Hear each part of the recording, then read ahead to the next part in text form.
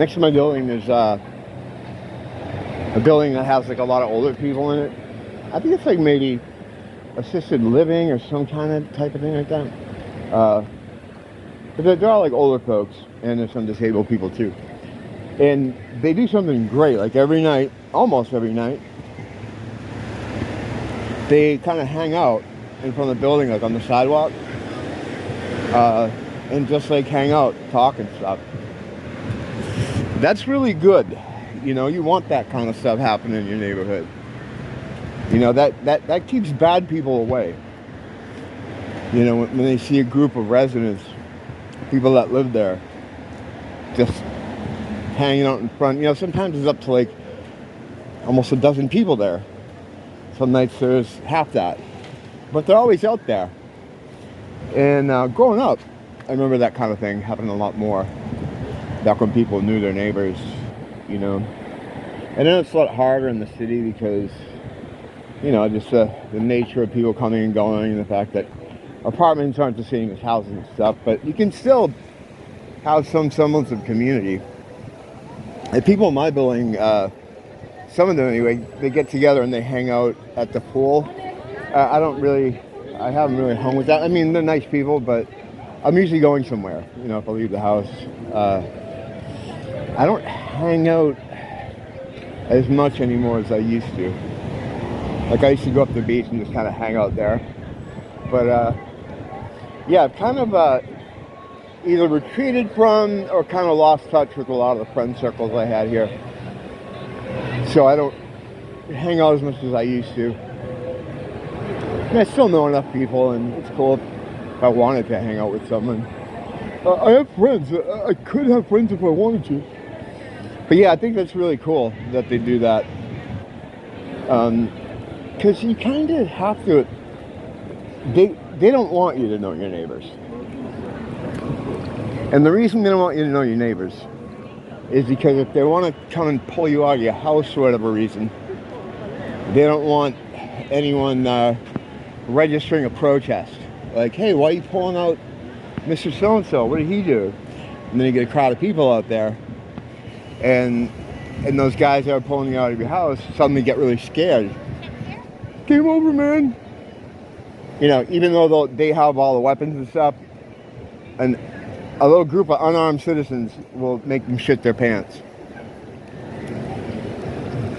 Because evil, right, the way this works is a little bit of good is always way stronger than evil. You know, so you got like a little group of evil guys there, and I would suggest if they're doing that kind of thing, even if they're saying, well, it's just my job, they're working for the beast, you know, they're evil. So all it takes is a few concerned citizens and they'll fucking pack up and leave.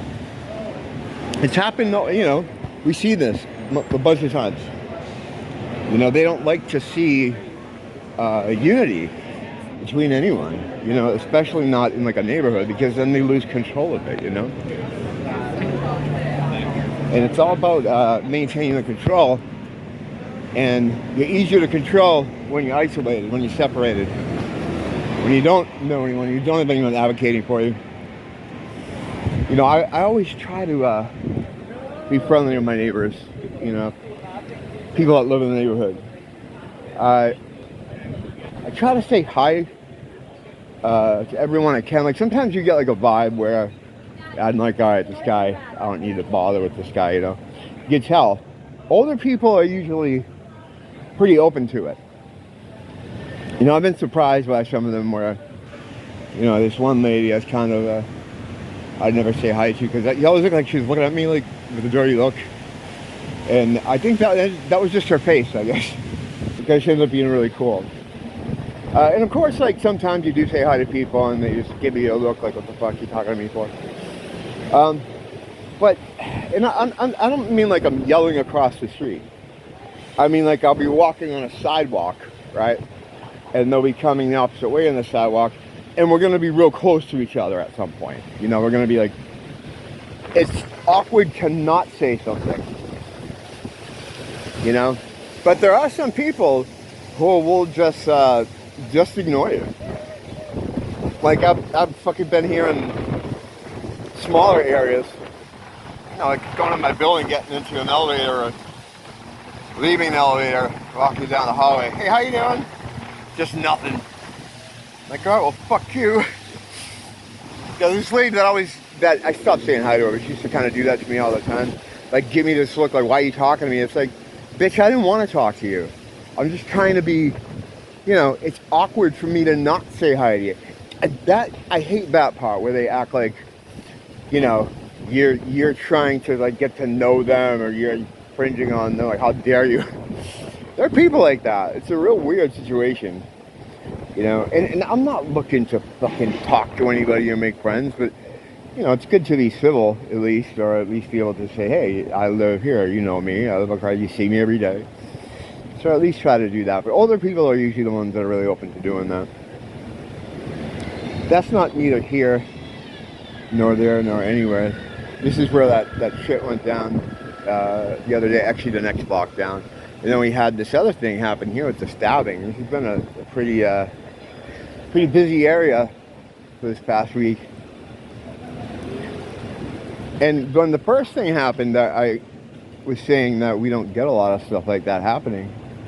And then 2 nights later, or a day later, we had the other thing happen.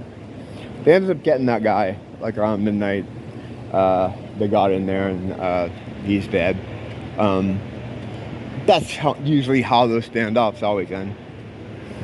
You know? And then they bring out the negotiator. They have one here too.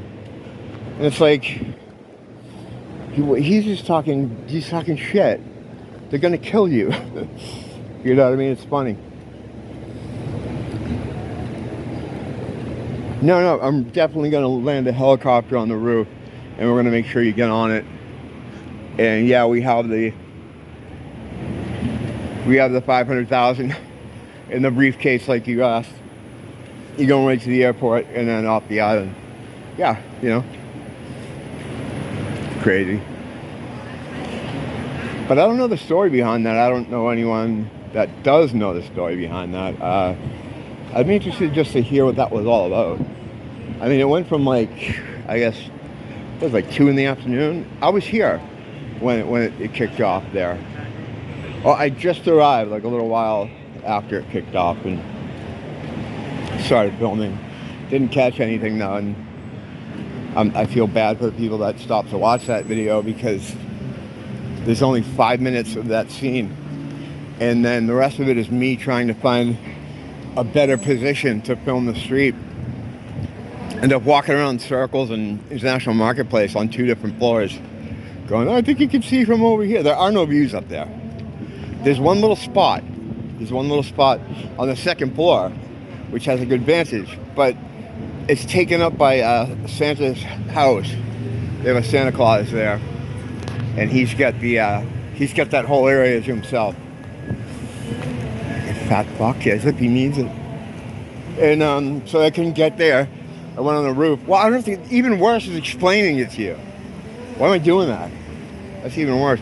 So right now there's some going on in a couple of different parts in the U.S. mainland. There's been some, like, attacks at grid stations or power stations. They've been telegraphing this shit for a long time. You know, like, about a power down situation in areas, and that's usually how they do it. It's pretty obvious that it's, you know, being done by the farmers, you know, because they'll tell you, like, for a long time before they do it. They'll float hints like, oh, it's, you know, like what they did with the thing that we went through for 2 years, the whole coup thing. You know, they talked to us. They told us about it like 10 times. Almost to they had drills for it. You know that's something, if they start drilling for something, you know it's imminent at that point. But yeah, people don't care though. People don't pay attention. It doesn't matter. You know, like, even if you were to show them, and I've done that, you know, again, I'm not like, you know, I don't try to like, wake people up or anything. I don't do that anymore. But in this case, it was like, I guess it was showing them I sent them something online. I was talking to someone online. I sent them the clip of something Bill Gates was saying about how he was talking about how there's going to be this thing, and I think he even mentioned it by name. They're cocky motherfuckers. They don't care. I remember sending that along to someone. They're like, wow, that's crazy. And they said something really stupid. And I remember thinking, yeah, it's frustrating, How do you not see that? But then, since that time, I've had more time to think about the veil and the way the veil works. And the scales on the eyes thing I always talk about, where, scales on your eyes. It's across the street here, get out of this fucking crowd. Get out of that crowd, move into another crowd. Yeah, the veil that covers this reality, the biblical concept, it's coming apart. The veil and when they say scales on your eyes, like in the Bible too, I think this is just technology. Magic technology.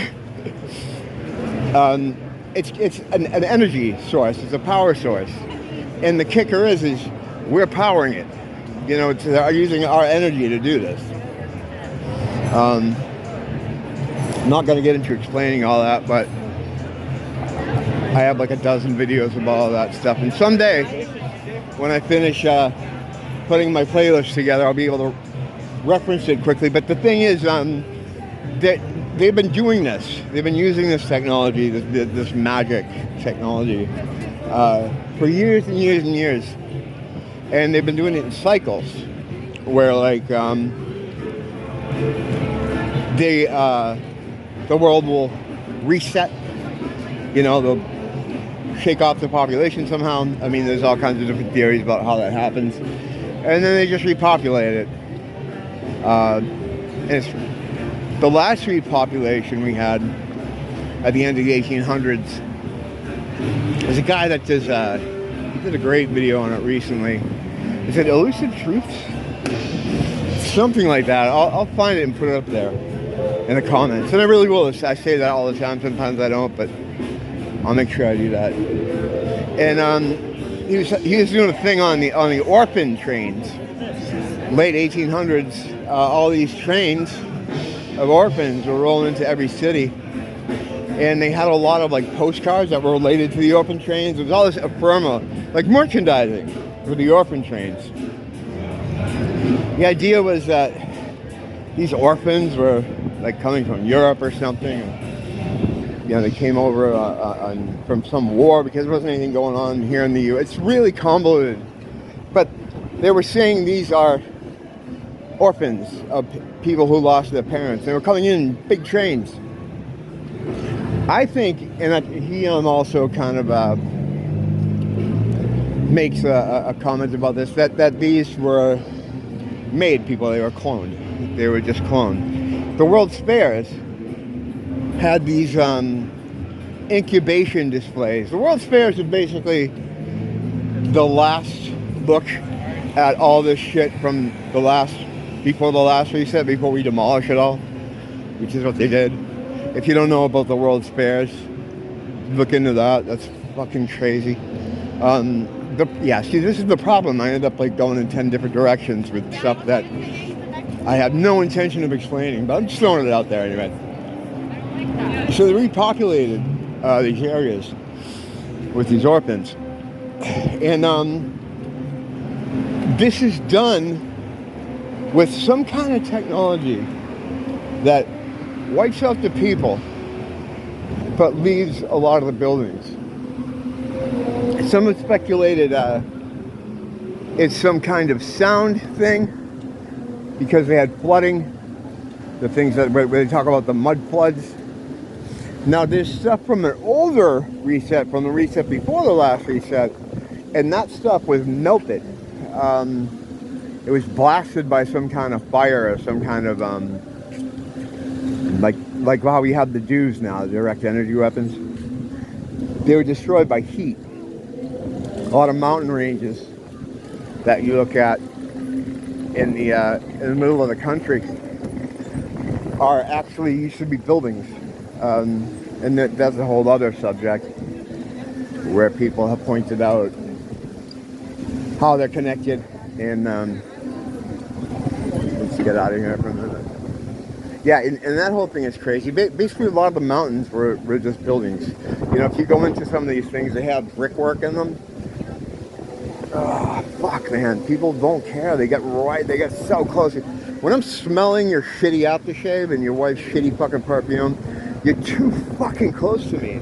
You goddamn animals. It's like, give me, fuck. Oh, you know why? I'm not smoking. This is why I smoke, everybody. Because when you smoke, you don't feel another man's hairy arm against your arm. Because they stay away. Because secondhand smoke is absolutely going to give them cancer. That's when being like the esoteric knowledge guy is good. Because you know it doesn't. It's not even hurting me. That's, the great part about it. But I'm not, let them think that. But anyway, yeah, so whatever they're doing to do these resets takes a large energy expenditure. And also, just the energy to keep up the veil. And our own personal veil, which is what I think the Bible talks about when they're saying the scales on the eyes. Well, the scales on your eyes, you can't see the world. When they come up, you see the real reality of things. I think that's just an allegory for our own personal veil. So I don't know how many resets they've done. Definitely 2, for sure. The old fire blasted buildings. And then the last one was some kind of sound thing, like some kind of sound weapon, which may have caused flooding and earthquakes and stuff like that. And those are the things that people always talk about being mud flood buildings. We still have evidence of mud flood buildings everywhere. Every like major U.S. city has these buildings. I was talking about this the other day. I grew up all around them. I used to go to school at one of those buildings before the last reset. I pull into the parking lot and be like, why are the windows built into the ground? Why would they do that? And I'd think about it, but as soon as I'd think about it, it would go right out of your head. I believe that's the veil. That's part of that technology that keeps you from seeing something, but not thinking too much about it. Like I've talked about before, like when I used to work research for my dad's engineering company, worked in civil engineering for many years, and one of the parts of the job was research. This is pre-internet, and we'd have to go into these town halls, which were all, post-reset buildings to begin with all the antiquitech, and a lot of times you go in these vaults. And I remember one in Salem, Massachusetts, we'd go into, and they had these giant fucking books, field books, which had notes about property stuff. So we would have to figure out where the property for a different lot was. And they'd have these maps of the area in what looked like field books. And a field book is like a little handbook that you take out to make notes in. We would use field books all the time. But the thing is, these field books were the size. It took 2 men, me and the other guy I work with, to take them off the shelves and open them up. The pages were like almost half the size of my body. That's unusual. Why were they that big? And they're designed as field books, which means that's something you'd have out while you're doing the job, like out working, traditionally, usually. So it's like, these people must have been pretty big who were using these, but I never thought of that. In fact, it never really came up. We were just like, all right, we'd get the step ladder, slide off the building, slide off the book off they own these rollers, and you roll them out. And never once did we have a conversation that was like, hey, why are they this big? Like we never talked about that. It never came up. And we were seeing them, we were using them, but that's what I mean by seeing things and not seeing it. That's the bail. That scales on the eyes.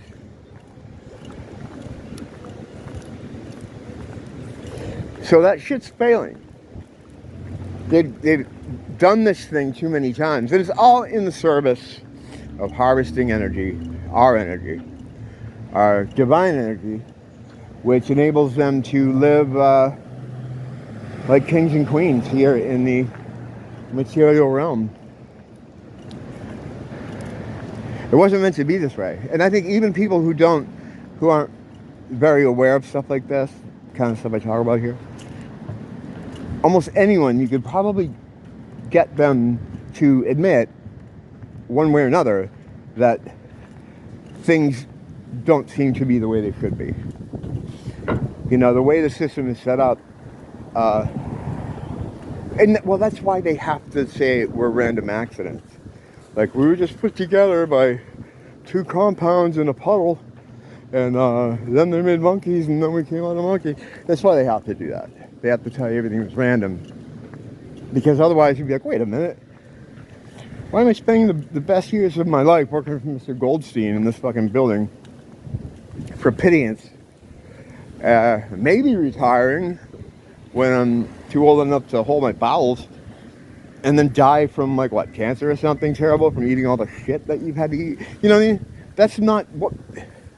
Now, if this was all random occurrence, which is what they push, in evolution, then, hey, that's just the way it turned out.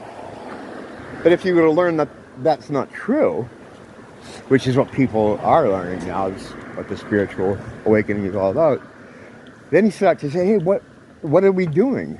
You know, why are we doing this, you know? And that's what's happening. And it's great. It's great to see. Like, a lot of people in this sort of field or genre or area of study, they'll mention, like, wow, aren't we lucky, you know, to be alive during this time, to be able to see all this stuff happening now. And you hear that a lot. And I agree, man, you know. But what the part of the conversation I don't get into often with them after that is to say, well, we've always been here. You know, we are our ancestors. We don't die. We've never really been born. We've just always been. And this is all cyclical, and we've been trapped here. We weren't supposed to stay here. We weren't supposed to be here this long. We were supposed to be out of here a long time ago. This is just one training ground. And I don't think this is the only training ground. You know? That's the other trippy thing, too. It's like,